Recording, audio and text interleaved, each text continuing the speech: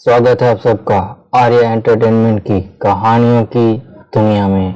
दोस्तों, हम लोग बात कर रहे हैं महान साहस कथा लेखक जूल्स वर्न द्वारा लिखित 20,000 लीग अंडर द सी के बारे में। अब तक हमने इस कहानी में देखा कि कोई जीव है जो समंदर में बहुत ही बड़े बड़े विशालकाय जहाजों को डुबो रहा है। उस जीव को ढूंढने के लिए अमेरिकी सरकार की ओर से एक अभियान जारी किया जाता है, जिसमें कैप्टन फरेगेट की निगरानी में हमारी इस कहानी के नायक और 7 दूसरे नाविकों को लेकर एक जहाज उस समुद्र में जाता है। बहुत दिनों तक ढूंढने तक वह जीव उन्हें दिखाई नहीं देता, लेकिन आखिरकार वह जीव उन्हें दिख जाता है।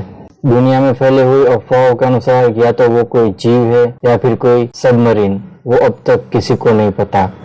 लेकिन अब वह जीव इन लोगों के सामने है। हमारे नायक और समुद्र के सभी नाविक मिलकर उस जीव को पकड़ने की कोशिश करेंगे ताकि पता चले कि वो जीव है या फिर कोई सबमरीन। तो चलते हैं, अब क्या होगा वो देखने के लिए कहानी की ओर आगे बढ़ते हैं। मगर आगे बढ़ने से पहले हमारे इस चैनल को सब्सक्राइब करें और साथ में बने बेल आइकन को भी दबा दे ताकि जब भी कोई वीडियो अपलोड हो उसकी नोटिफिकेशन आप लोगों को मिल जाए। तो चलिए कहानी की तरफ आगे बढ़ते हैं। जहाजी बड़ी उत्सुकता से उस जीव के समीप पहुंचने के समय की प्रतीक्षा कर रहे थे। जहाज के अफसर को अपने पास बुला कप्तान ने पूछा, क्या तुम्हारे इंजन की भाप तैयार हैं? अफसर ने जवाब दिया, तैयार हैं। कप्तान बोला, अच्छा, आग अच्छी तरह प्रज्वलित कर जहाज को खूब तेज दौड़ाओ। 3 अफसरों ने कप्तान के आदेश का स्वागत किया। मुठभेड़ का समय आ गया था। थोड़ी देर बाद जहाज की चिमनियां काला काला धुआं उड़ाने लगी। सब इंसानों के अपनी पूरी शक्ति से चलने के कारण जहाज की छत डगडग हिलने लगी। जहाज अपनी पूरी शक्ति से उस जीव की ओर दौड़ा। वह जीव उसे अपनी ओर आता देखकर भी न तो जलमग्न हुआ ना ही भागा। जहाज जब थोड़ी दूरी पर रह गया तब ऐसा प्रतीत हुआ कि जीव इस समय डुबकी नहीं लगाना चाहता। वह आगे बढ़ा जा रहा था। जहाज उसका पीछा कर रहा था। कोई पौना घंटे तक यह दौड़ होने पर भी अब्राहम लिंकन उसके बिल्कुल समीप न पहुंच पाया। प्रत्यक्ष था कि इस चाल से यह जहाज कभी भी उस तक न पहुंच सकेगा। झुंझलाहट में कप्तान ने अपनी दाढ़ी हिलाई। कप्तान ने पुकारा, नेडलैंड, क्या तुम समझते हो कि नावें छोड़ देने से कुछ काम बन सकता है? नेडलैंड ने उत्तर दिया, नहीं वहाँ से। जब तक वह खुद न चाहे वह पकड़ा नहीं जा सकता। तो अब क्या होना चाहिए? कप्तान, यही संभव हो तो जहाज की चाल और तेज करवाओ। मैं बिल्कुल आगे खड़ा हो जाऊंगा और यदि मुझको एक भाले पर भी लंबाई मिल गई तो मैं उस पर वार कर दूंगा। कप्तान ने कहा, बहुत अच्छा नेड। अफसरों, जहाज को और तेज दौड़ा। नेडलैंड अपनी जगह पर चला गया। आग और प्रचंड की गई। भाप बनाने के यंत्र ने तेजी से भाप बना चाल और बढ़ाई, परंतु उस जीव ने भी अपनी चाल लगभग उसी रफ्तार से बढ़ा दी। 1 घंटे तक जहाज की यही चाल रही पर जहाज बीच का 1 गज भी अंतर कम न कर पाया। कप्तान ने अत्यंत क्रोधित होकर एक बार फिर अफसरों को बुलाया और कहा, क्या तुम्हारा इंजन इससे अधिक नहीं चल सकता?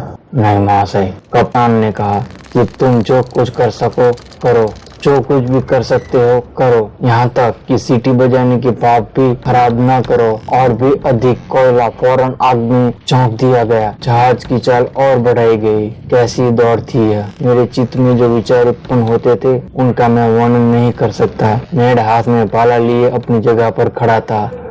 जीव ने जहाज को कई बार अपने समीप आने दिया। कभी कभी तो इतना नजदीक आ जाता था कि नेडलैंड भाला चलाने के लिए अपना हाथ उठा लेता था, लेकिन फौरन ही जीव 30 मील की चाल से भाग जाता था। इतना ही नहीं, वह जीव समय पर इस जहाज के इर्द गिर्द चक्कर लगा एक बार फिर हमारे जहाज से आगे दौड़ने लगता था। दिन के 12 बज रहे थे, फिर भी जहाज उस जीव के अधिक समीप न पहुंच सका था। अब कप्तान ने कुछ अन्य तरीके इस्तेमाल में लाने का निश्चय किया। उसने कहा, जीव तो मेरे जहाज से तेज दौड़ता है।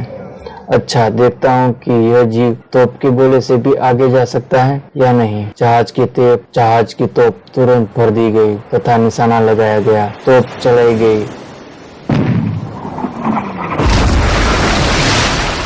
परंतु गोला जीव से कई गज आगे समुद्र जल में जा गिरा। कप्तान ने कहा, कोई बात नहीं, दूसरी कोशिश करो। जो इस जीव को तोप से मारेगा उसे 1500 रुपये पुरस्कार दिया जाएगा। पूरी दाढ़ी वाले बुढ़े तोप चलाने वाले ने तोप भरी तथा काफी देर निशाना साधा और तोप को चलाया। भयंकर आवाज हुई। जहाज के सभी जहाजियों में कोलाहल हुआ। गोला जीव की देह पर लगा और फिसलकर उससे कोई 200 मील दूर सागर में जा गिरा। कप्तान ने चिल्लाकर कहा, यह जीव नहीं, कोई पिशाच है तथा 6 इंच मोटे लोहे के प्लेट से ढका है। मैं निश्चय ही इसको पकड़ूंगा। मेरा जहाज रहे या टूट जाए। यह आशा की जाती थी कि जीव की शक्ति अब समाप्त हो गई होगी। वह बारूद और इंजन के विरुद्ध अधिक यात्रा के कारण थक गया होगा। लेकिन घंटों बीत गए किंतु उसमें थकने की कोई चिन्ह प्रकट न हुए। अब्राहम लिंकन की तारीख में यह कहा जाना चाहिए कि उसने परिश्रम से जीव का मुकाबला किया। उस दिन यह जहाज को 300 मील दौड़ा होगा। यह दिन प्रत्येक जहाजी के लिए अनोखा था। प्रातः काल से सायंकाल तक विचित्र दौड़ हुई। अंत में संध्या हो गई। सागर तल तथा आकाश में अंधकार छा गया। उस समय मुझे यह विश्वास था कि मेरी यात्रा अब समाप्त है और मैं विचित्र जीव को फिर न देखूंगा, परंतु भ्रम था। 10:50 पर रात को बिजली की रोशनी एक बार फिर दिखाई पड़ी। यह जहाज से कोई 3 मील दूर थी। कल की भांति तीक्ष्ण तथा स्वच्छ भी थी। जीव भी स्थिर दिखाई दिया। शायद दिन भर काम के कारण थका हुआ लहरों के चूल्हे में सो रहा हो। यही मौका था जिससे कप्तान फायदा उठा सकते थे।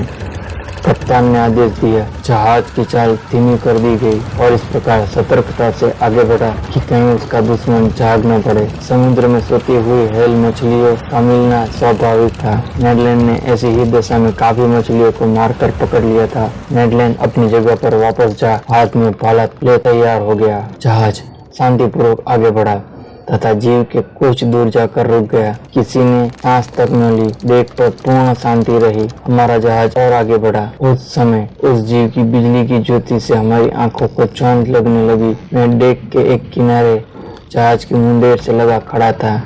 मैंने देखा नेडलैंड हाथ में भयानक भाला ले मेरी बगल में आ खड़ा हुआ। इस समय यह जहाज उस जीव के केवल 20 फुट के अंतर पर था। एकाएक नेडलैंड ने अपना भाला चढ़ाया पर निशाने पर जा बैठा। एक बड़ी सी आवाज हुई। जान पड़ा इस भाले ने किसी कठोर वस्तु पर चोट की। अचानक उस जीव की बिजली की रोशनी बुझ गई। साथ साथ जल के 2 फव्वारे डेक पर आ गिरे। इन फव्वारों ने डेक को जल से भिगो दिया।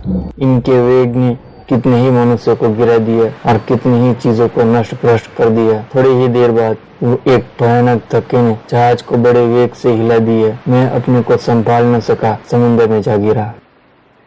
क्या होगा आगे की कहानी में जानने के लिए जुड़े रहे हमारे चैनल के साथ। सब्सक्राइब करें इस चैनल को और साथ में बने बेल आइकन को भी दबा दे ताकि जब भी कोई वीडियो अपलोड हो उसके नोटिफिकेशन आप लोगों को मिल जाए। तो मिलते हैं एक नई कहानी में। तब तक के लिए थैंक यू।